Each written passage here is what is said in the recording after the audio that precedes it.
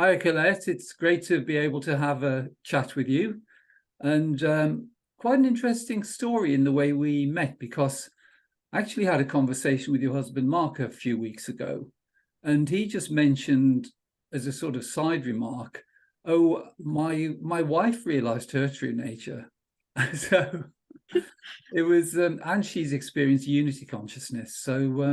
So we had a little chat at the end, and then I invited you to come and share your experiences. So it would be so nice.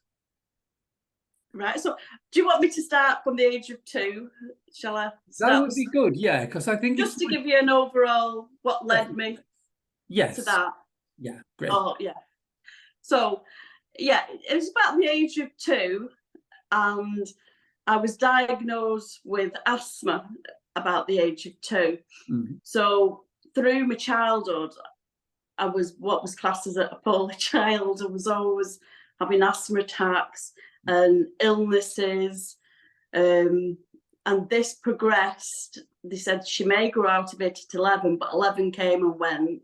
And then, I'd missed like most of school life, which I was happy about because I hated school.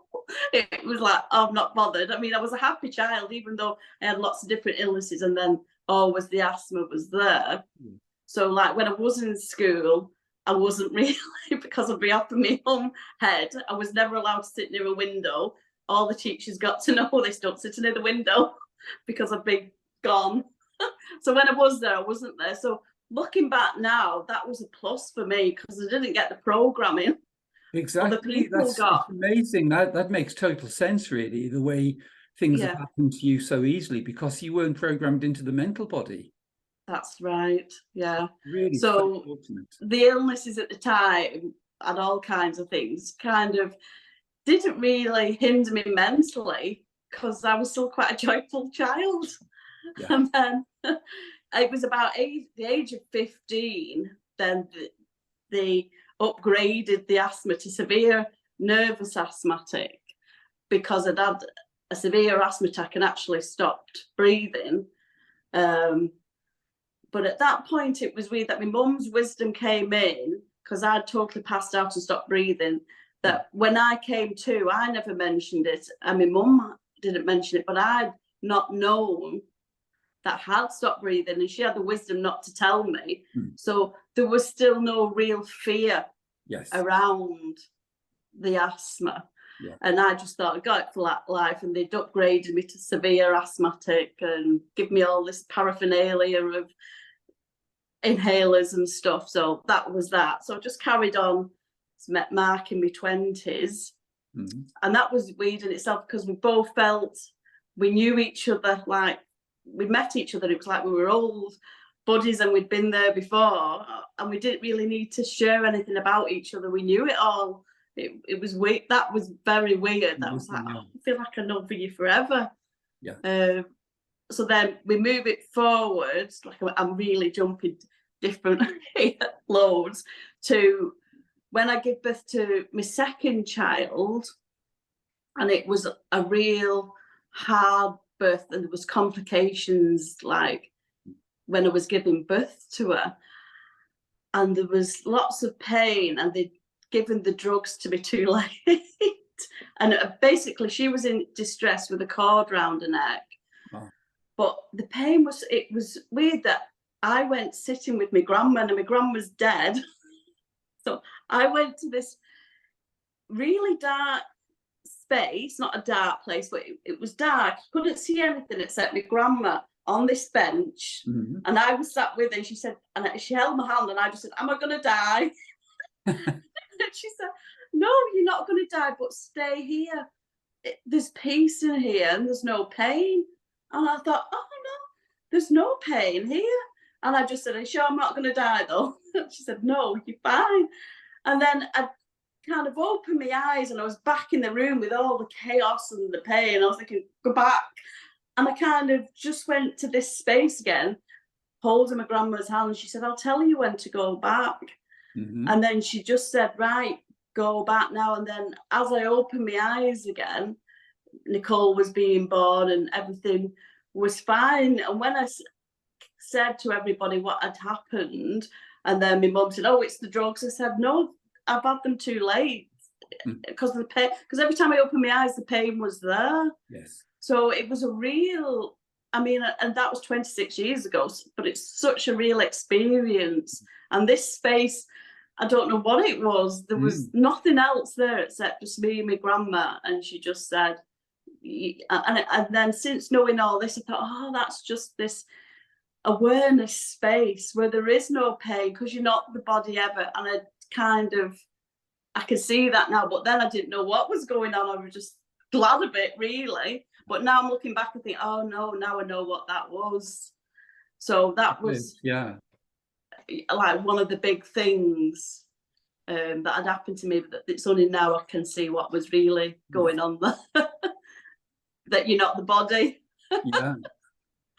And then from that, the asthma continued, and I'd seen as the children were growing up, I didn't want to have an attack in front of them and scare them. And I kind of had a really small kind of thought that, oh, I wish it wasn't there, the asthma. And then I kind of let that go.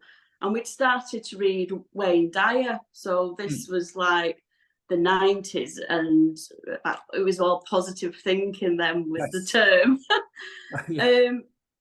And we started reading that because I wanted to fix myself, but not with the asthma, funnily enough. That didn't come to mind. I just thought, well, I want to be more confident, and I want this to change, and I want that to change. And Mark has started reading it for these different things. But I never thought, oh, I'll change asthma there. So we'd started reading it, and I think it was probably about a year later. And anyone with asthma and inhalers, I'll probably know this, that you lose them all the time. There's like, you have your regular ones, and then there's the blue Ventolin, which you take when you need it. And that's the one that usually gets lost. So it was this particular day, the hunt was on for the Ventolin inhaler. And as soon as I see it's not there, what I did is I started, oh, I can't breathe, panicking, I'm going to have an attack, And then I got this, it was this particular day, I got the inhaler, and Mark just said, you do know it's all in your mind, don't you? You're joking with me. Specialists have told me what's wrong with me. I've got all this, and I've been in the hospital. I haven't even stopped breathing, because by this time I'd found out I'd stopped breathing. My mum had slipped up, and I'd said that. And then he said, no, let me finish what I'm going to say. He said, because I've watched you now a few times, and you find your inhaler, you put it down next to you, and then your breathing goes back to normal without you using it. Yeah. And I was like, no, you're wrong there. But the seed had been planted. So the next time I did it, which was only a few days later, and I did the exact same thing, and then I sat down watching TV, and then I was like, he's right. He's right. And then something was beginning to click. But if it's gone back on its own, well, that says that it's not there, it can't be there. So I didn't at that moment think it was going to go, but I thought, oh, I'm getting better, I won't need this as much, and I probably won't have as many attacks. So again, there wasn't like an attachment that this must be gone. Yes. I was just listening to what was in front of me. Oh, well, you probably won't need them as often. So your blue one you can relax on, you won't need that as often, just use your regular ones. And then I think it was the first time, I mean, I wouldn't usually go anywhere without it. It was like, that was my secure blanket. It went everywhere with me. And we'd have to go home if I ever forgot it. And I remember the first time we'd been somewhere, we'd come back in, and I saw it there. I thought, oh, I've been out without it. I've been out without that. So it was like a gradual thing, which I say, I mean, this is over, was in my 40s, so it's a long while ago. And I think it took about 18 months for all of a sudden one day, I just was sat there, quiet again, and it just came to me. oh, when you last used those inhalers? And I thought, oh, and when I looked at it, it was about 18 months. Wow. And I thought, oh, well, I can't have asthma. But in that time as well, I'd stopped, I think it was with reading Wayne Dyer books, I'd stopped saying my asthma. Yes. I used to call it my asthma, and I started calling it the asthma. Great. And I didn't really know quite what I was doing, but something within me did know what I was doing. So the 18 months had gone, and then now I've never kept count, so I'd say it might be 15 years now. Fantastic. 15 years. And when I tell the story, it was a while before I'd start telling the story. I've only started telling the story about 5 years ago, because there was still a little niggle. Don't tell your story. Don't push fate. Stop to fate. But I did. And now when I talk about it, I still call it the asthma. And that's one of the things I say to people. Don't claim it as yours unless you want it to be there. That's brilliant. Yeah. Well, that's the distinction between impersonal being and the personal realm of experience, which is well, you've just demonstrated that you've put that into practice years ago. Yeah. Yeah. Without even knowing what exactly. I mean, I wouldn't even going step in a building with stairs, and I'd always use the lift. Yeah. Now I climb mountains and stuff. It's like when I tell the story, it's like it was someone else. It wasn't me. And I think the hardest thing about that after the 18 months was convincing other people. Yeah. Oh no, you've got that for life. The specialist told you. Your parents, in other words. Yes. And I was like, no, I've not got it. And then over the years, I was like, don't you tell me I've got that asthma. I've not. And I'd find myself getting annoyed. And then one day it came to me, oh, that's their story about you. It's nothing to do with you. Yeah. And then I let it go. And then I've never heard them say it since. Whether they have or not, I don't know, but I don't care, because I saw it was their story about me. Nothing to do with me. Fantastic. So that was like a major big thing that I never thought. I didn't even work on trying to get rid of it, because I thought that was it. It was rock solid. So then we came across how you have thoughts. It's like we all know we think, but you don't really see the connection between a thought and a belief. So then we'd come to this. It's about the thoughts that you believe, and that's what you'll see in the world and everything. And it's funny that I've seen lots of things through pain and illness. So along came toothache. And I'm really scared. Well, I was really scared of the dentist, like petrified. I had to wait till the pain got so much, it overpowered the fear of going. It was like really, I had to be that bad that I think I have to go now because I can't stand the pain anymore. So it overpowered the fear. So we were doing retreats, going to retreats about your thoughts and how life really works. So this toothache came along. So I was thinking, right, well, this is a belief. I can change this belief about this dentist story. It came, I had to make an appointment. I couldn't cope with it any longer. And I was sat in the dentist chair, and I was just thinking stupid thinking and beliefs, because I was shaking and obviously still terrified of the dentist. And he was just saying to me, right, we're going to do this procedure, take this tooth out, then we're going to do a deep clean on this side. Then next week, you have to come back for that side. So then I told him what he had to do. So I want numbing cream on the gum before you give me the numbing injection. And every time I put my hand up, I want you to stop. So, I mean, this poor dentist, he must have had so much patience, because I was like this. eventually he managed to finish the procedure, and I was spitting out, as you do, thinking stupid thinking and beliefs. Yeah, it's just your beliefs about this is real life fear, this. And as I looked down, my hand was shaking and tears were coming down my face. And then in that moment, it was like a in my head, and I thought, oh, it's the story I'm scared of. Oh, I didn't see this. It's the dentist story. It's my own thoughts and the story about the dentist that was scaring the life out of me. The poor dentist was doing anything.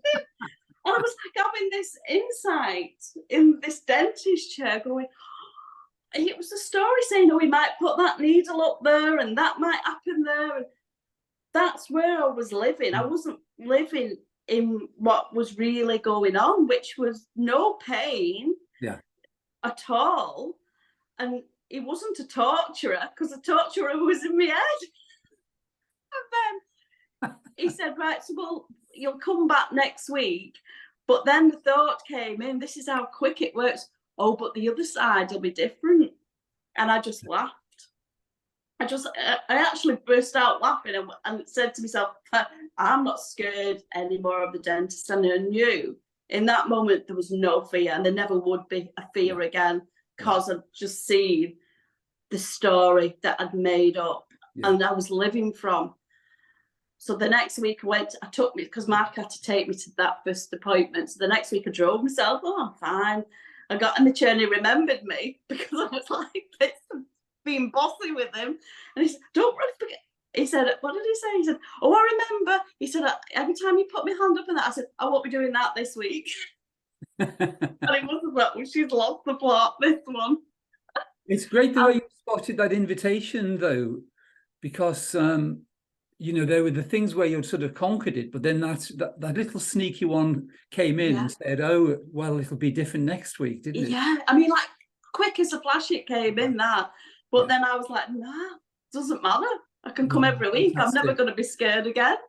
Yeah, and that's the will that comes through, isn't it? There was no way that was going to influence you. Yeah, it was a known. I just knew. Yeah. Because I was never scared of what was really happening. I saw, once you see it's this story that you're in. There's no going back from that. I knew it was, and then it did try to come in with a different story in there, but I was like, yeah, it's not going to happen. See ya. So that's my dentist. And a lot of people, when I share that, they do, because a lot of people are scared of the dentist. But then, even if it's not the dentist, if the doctor's operations, whatever story you're making up, once you see that's where the fear's coming from, it's not actually what's really happening. Yeah. It changes it all. So I saw then, oh, it's not about trying to change the beliefs of the thoughts. It was something more than that. So from that experience, I saw even more. I was thinking, oh yeah, it wasn't what I thought it was. It was, so that was like another major thing. So then we're going on, that why I started reading positive books was to drop anger issues, to drop shyness, because I thought I was so shy at school. Wow. And that's then not a word that would come to mind. I was so shy and quiet at school, and then it was only a few years ago, or like, you know, when you all meet up from school, and a few of the girls, there was about 10 of us. Yeah. And I don't know how we got on this subject, but someone said, oh, you were really confident to this girl. And I said, oh, yeah, I think you were all really confident. I said, there was only me who was shy and quiet. And like straight away, all eyes were on me going, what you want? You were quiet or shy. So their perception of me. Yeah. And I think it's because when I was younger, and you know, when adults come and then you don't speak to them, my mum used to say, oh, she's shy. So I believed that I was. So my perception was, oh, that was me. I was shy and quiet. Until a few years ago, I believed it. Wow. And then my friend said, she said, well, I'll give you an example, Leah. She said, when you started high school, when we started high school, you have all mixed classes from other schools, so you don't really know anybody. And because my mum had got divorced and married someone else by then, she said, when you're in school, you'll have the name I've got, so your surname will be different. So they were doing the register the first day of school, didn't know anyone, and they read my name out, my surname, and I got up and said, excuse me, that's not my surname anymore. Told me, and I forgot that. Until she said it, she said, and I couldn't believe you'd done that. And I thought, oh, she's brave, that girl. I'll be a friend. And I said, you know, I totally forgot that I'd done that. And then I saw all the other times where I'd done similar things. I thought, I wasn't shy, was I? That was just another. So the mind had covered it up. Yeah. And I forgot all the times where I was confident, and then we're in that moment, they just all clicked. Oh, there. Oh, I guess I wasn't shy. I might have had a shy day or two, a moment. But that was another awakening, thinking, oh, that's so sneaky. I was trying to be confident because I was so dreadfully shy. But I wasn't. So that was like, oh, wow, what else do I think I am and I'm not? But then you fast forward to what I know now, and I know I'm none of it. Yeah. It was like, yeah, you're none of that at all, but you can be any of it. You sure. Like you said, play the game. And I think I don't know if it was Wayne Dyer or someone else, I can't remember who said about releasing anger. And someone said, yeah, but I just want to keep a little bit. And I thought, I do too. I don't want to let it all go, because that little bit, I might need that someday. And then when you see more and you realise more, you think, I don't even need that little bit of anger, do I? Because you think it's a protector. It jumps in and it says, I'm big and strong, and I'll shout at people before they shout at me. So that was kind of then leading to The Greatest Secret, which was a couple of years ago. Listened to the audio, and then awareness was being mentioned, and I saw a few things in that, and then pandemic happened, and we'd kind of started talking to people and sharing this to help other people. So just before the pandemic, I mean, at weekends, my thing is you lie in at weekends. I don't like getting up early. I'm not a morning person, so I think. But these people we'd met, I said, oh, come and talk at our facility in Birmingham, which is 2 hours away from where we live, on a Saturday morning. It'll start at 11. So I'm like, I have to get up at 7. And then they said that me and Mark would be talking to these people who needed different help with addictions and things. I thought, oh yeah, I can do that. I'll do that. And then I found myself excited to get up early. And we weren't being paid for it or anything. Wow. To travel 2 hours to talk to a bunch of strangers about what we'd seen, just telling stories like I've just told you, and not knowing if that would help them or not. But it really did, because they saw different things about them. So we did that for a bit, but then the pandemic happened, so all that kind of closed down. And I do a few videos. If something comes to me, I'll think, oh, I'll do a video. And sometimes I'll post it, sometimes it's just for me. And I think I did one that I nearly didn't post because I actually started crying on it. And what it was is I just had this quiet moment. And in this quiet moment, all this, can I call it, not doubt, I'm thinking of words, like worthlessness, that's it, that's the word I was looking for.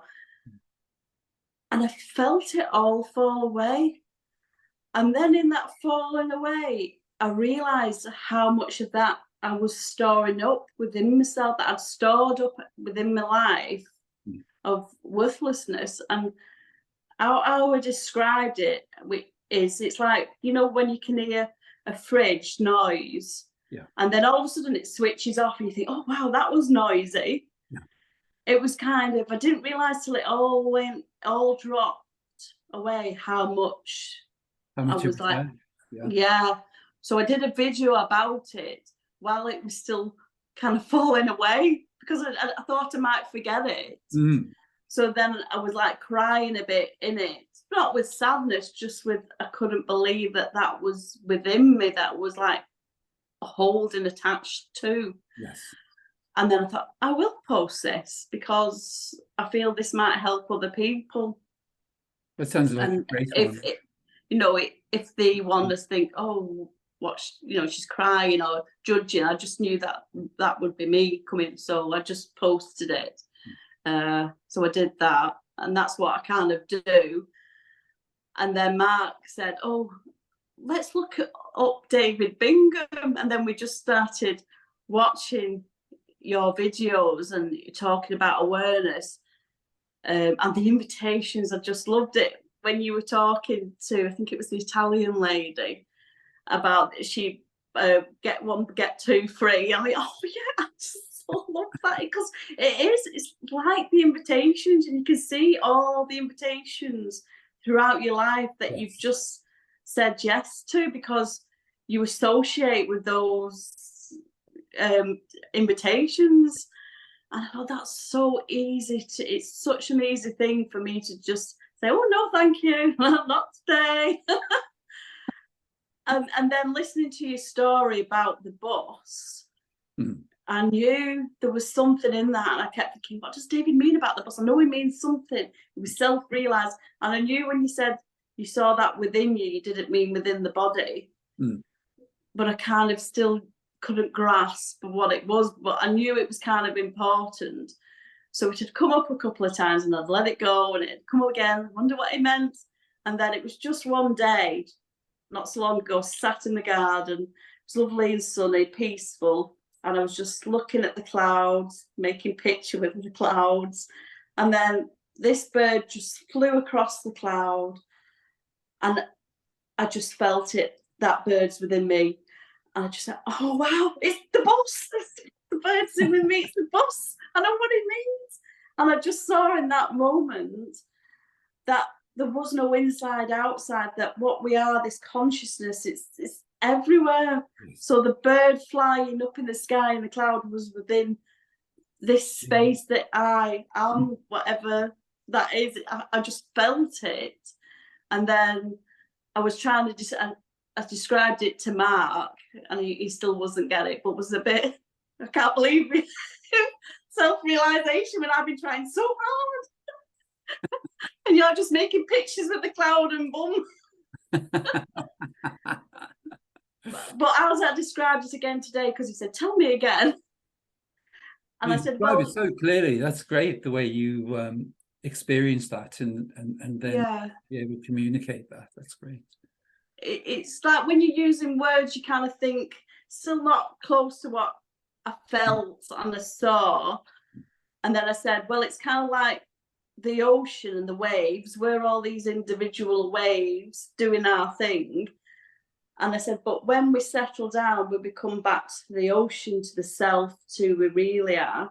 So I said, it's like when you've settled down, a fish swims within you when it's settled down. I said, that's what the bird felt like to me in the sky. Yeah. So then he saw it a bit clearly, more clear then.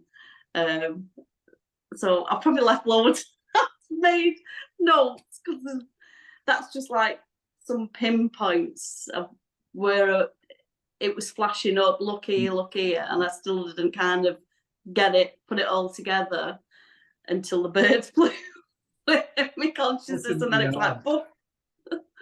Well, you're really inspirational, Collette, because it's just so natural to you. And I think, you know, because you didn't go to school so much, then the programming wasn't installed, because there's definitely the clarity there in terms of impersonal being, but also you're very blissful as well. So that's, that hasn't been, that hasn't been disguised really. So it's so fortunate. But I just love the way you just explain things in such an easy way. Because people, quite often, there are lots of invitations around spirituality. The idea that it's very complicated and that we need to practice all these things for years. So it's great when somebody just comes along and they see it. I know it's a bit irritating for Mark, though, isn't it? Yeah. But the bonus is he's got you with him every day.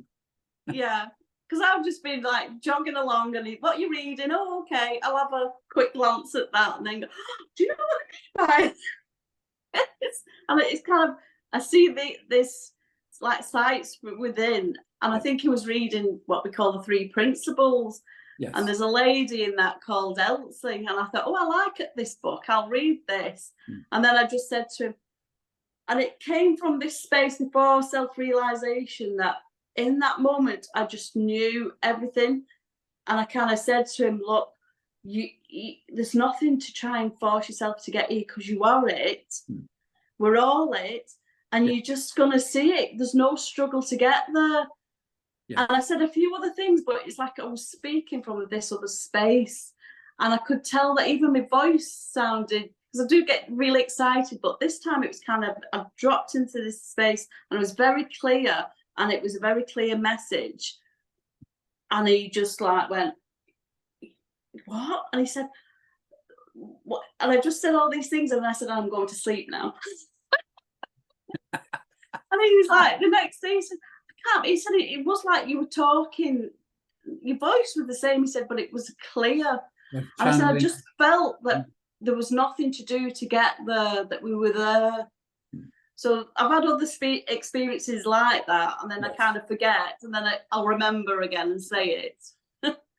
Well, even your, the description of that program to do with worthlessness was, that's an example of that, where it's a kind of filter that's just there and you don't realize it's there until it goes.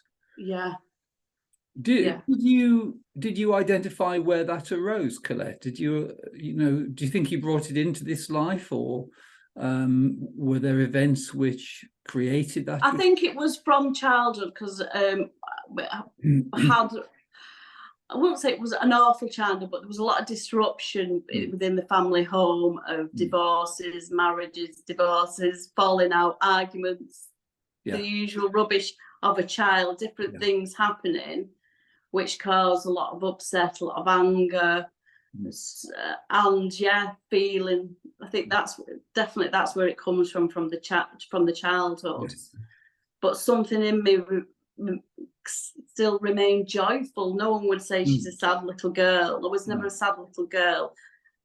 And even when there was sad things happening, there was still something within me that remained very strong and steadfast. Like I could feel it. Even, I mean, Mum did say I'd see things when I was younger, and things would happen. I said such things happened, and then 2 days later it would happen. So I feel like didn't get too upset, and maybe the illnesses came from trying to push things down with the asthma and different other illnesses. But I still can see I was a happy child, that it didn't really, if I went into detail of what happened, people would go, oh my God, how come you're not having mental therapy? Yeah. But even then, now I look back, there was something in me that knew that this wasn't at me. Yeah. Like it wasn't really happening to this, that I wasn't Collette, basically. Yeah. Even though it's just the look back now, I think, that's why I remained happy. Because I'd never departed from the real self, sort of thing. Yeah. Even though none of us do, I really felt that I hadn't. Yeah, so lucky really with it. I mean, it was a blessing that you had those experiences as a child, really, because it just kept you away from school. Yeah, the awful school. I don't know which smelt worse, the school or the dentist. And then as the children were growing up, we were trying to not put the old passed on beliefs to them. We've always said, you do what makes you happy. Don't, and then you'll never work anyway, because you'll just be doing. And I think in a way we were telling them that, because at that time, before we saw more, we thought it's too late for us. So you two be happy at what you're doing, so you'll never hate your job, you'll never get stressed. But as we've been seeing really who we are, it's never too late for anybody. No. And at the minute, we're sharing this with two lovely friends. She'll be watching this soon, it's it on. And she won't mind me saying, she's 80 and her husband's 90. Wonderful. And they're like two little children, us sharing this with them. They've got a new lease of life and they're bouncing. So it is never too late for anybody. Definitely not. That's great. Yeah, and it's inspirational to see them, and it makes me want to share this more, because it doesn't matter how old you are, it's never too late, because you're the infinite being. There's no time, really. Exactly. Yeah. Well, I think that's really that's your natural ability, because it's just effortless for you to be able to communicate this, and and also because you're so compatible with Mark as well. I think with your childhood experiences had a particular flavor, but you met Mark, and it's you were just meant for each other, really. So that's that's given you such an amazing relationship, and a great experience for your children as well.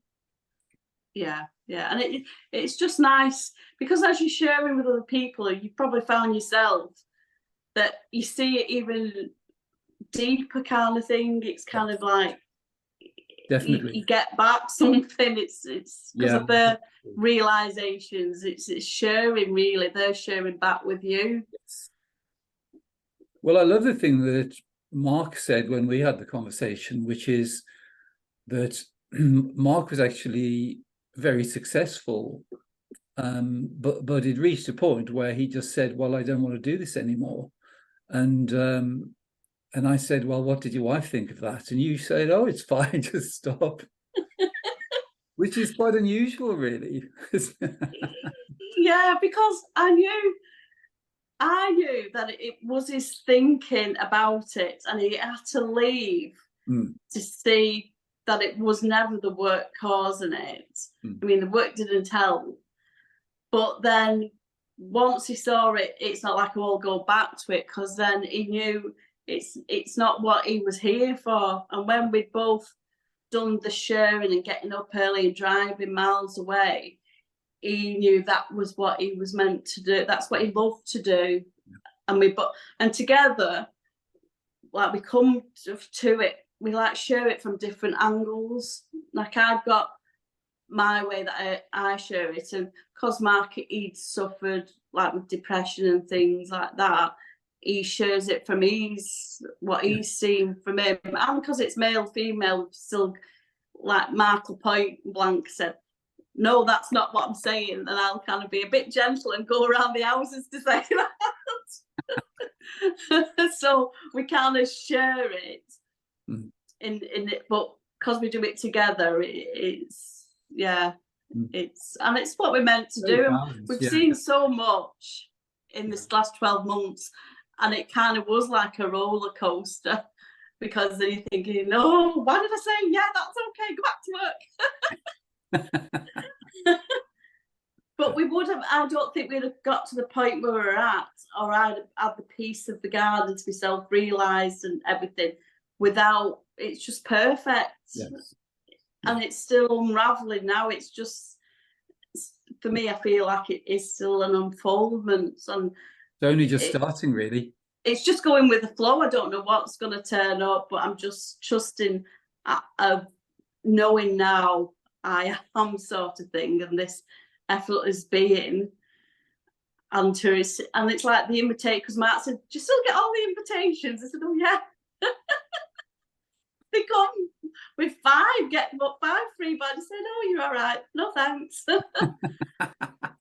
So it's like, but I think people think, because you self-realise, oh, you're just going to float now. You're just going to float through everything. But you just got that knowing that you're not gonna let anything have power over you, really. Yeah.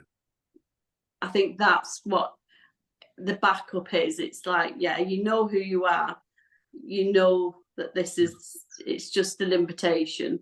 Yeah. And so I think that's what people, they think it's got bells and sparkles and you're just gonna go floating off.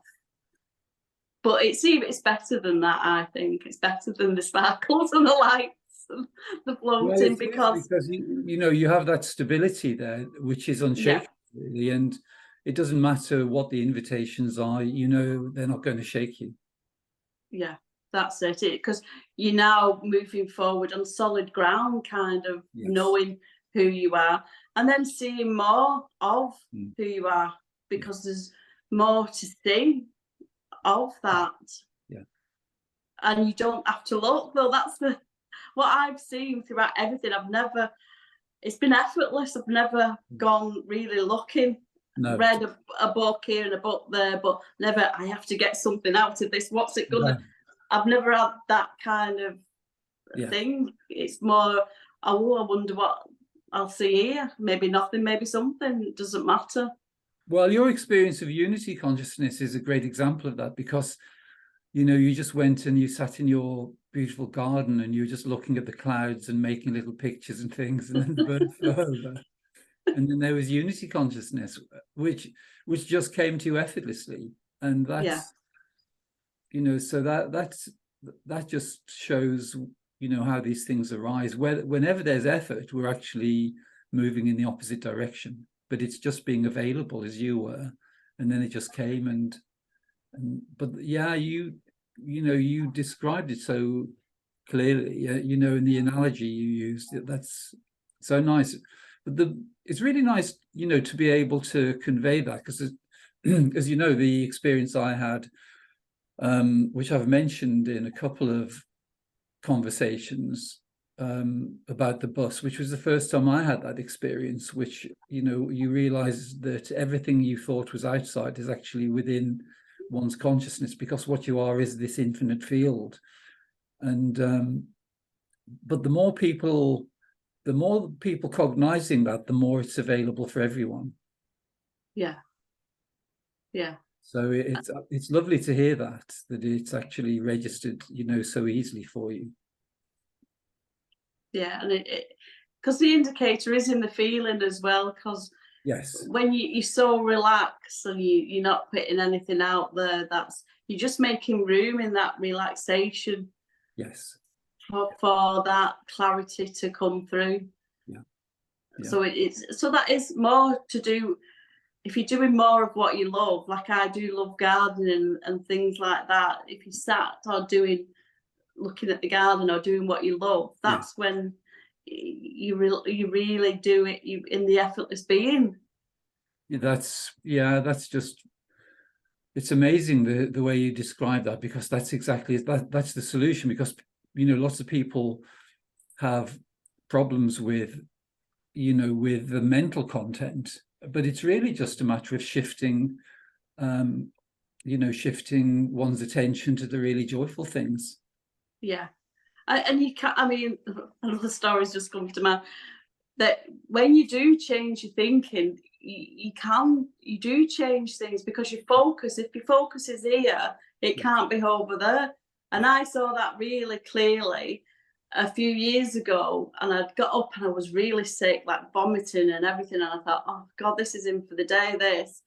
And I came downstairs, got my bucket to the couch, prepared the couch, what I was going to watch. So I was preparing for this day of sickness, went to the toilet, was sick again, thought, right, I've got my bucket now. And then the door went. I thought, oh God, who's this at the door? And at that time I did selling things on eBay, vases and stuff. And these vases I'd ordered had come early. And I went, oh, these are early. And then I went in the front room, unwrapped them, see if they weren't broken. Then I was taking pictures. 2 hours later, I came back in here and thought, oh, I forgot I was ill.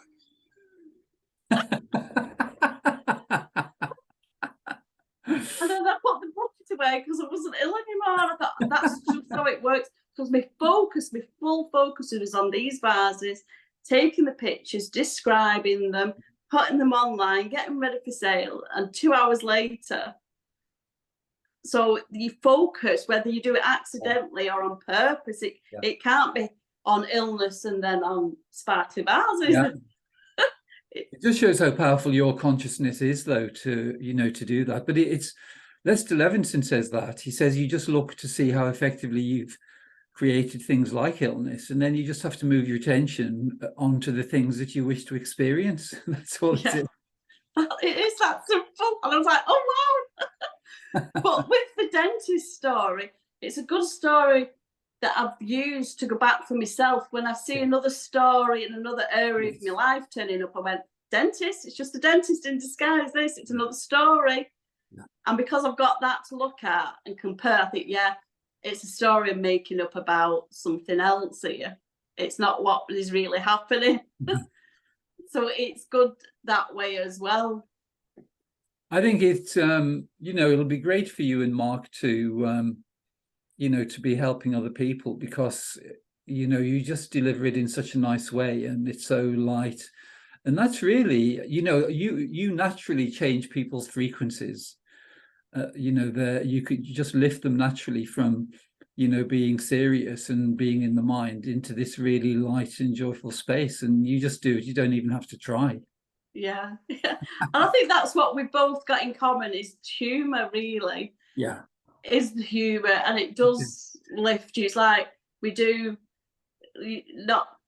like I'll say something to him, to Mark, and Mark will come back funny, and we're doing a video together and I'll just say, oh yeah, you do you, or something. So we kind of, we're just being ourselves, and if the human comes up, it doesn't always, but if it does, we allow that to come up.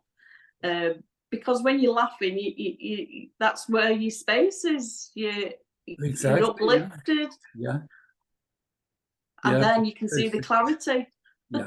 Yeah, it's amazing. And because you and Mark, have you always lived in Wigan? Because Wigan's very dear to me, because it's very close to where I lived, in the meditation community. Yes, we've both, well, when I was younger with my mum and dad, we moved down south for a bit, but mainly we've both lived, well, it's in Standish where we live. Oh yeah, it's lovely. So we've lived here, like, but Mark, the first 13 years of his life, lived in Manchester. So he classes himself as a Mancunian. So he thinks he's above us Wiganers, though. So we've always been in this area. But I know you did the meditation at Skelmersdale, which is probably 20 minutes from where we are ish. So that's great. But so nice to talk to you, though. And I think Collette must be a really auspicious name to have, because Collette Whiteman as well. So there are two interviews on my channel. And I think her name's spelt the same as well, because a lot of Colettes usually have one L, but I think she is two L's. I've seen her, because it's not a common name, really, Collette. No. So it's really unusual, but especially with spelt with two L's. Yes. I think the 2L version, there must be some numerological significance, you know, which when you look at it, it says something like self-realization. Something like that. So we've got your book, so we love your book. We've got it on Kindle because I can't wait for things to come. I love Kindle. I have to have it there and then. Fast manifestation, that's what I like. So, and as well, because if you get any books, Mark will give them away, and then I'll go to read again. He'll, give it to such and such a person. Like, so it's on my Kindle. He can't give them away. It's really nice. It's good. It's only been out a little while, and that just came effortlessly, really. With Jessica, but it's been quite interesting. I just noticed with some of the reviews on Amazon, because it's within Kindle Unlimited, which means that anyone can read it free if they subscribe to that possibility. But then I think some people where they have no knowledge of realization have read it, and it's just triggered their programs, which I think it does, because if the mind Right. Yeah. tries to make sense of it, I think the steam would come out of the ears probably. Yeah. If you go around saying, I'm actually God, right? Okay, see ya. And because what we've noticed, talking to certain people, you do get that vibe. Don't mention God. They're going. If you mention God, they're out the room. Yeah. Because they have this idea, which I used to have, because I was brought up a Catholic, that this God is outside of you, it's domineering, and it's going to punish you, and it's judgmental, and it doesn't sound it's not very nice. So people have that idea, or it's religion. Yes. But once they've spoke to us for a little while, then they realise that's not the God we're pointing at all.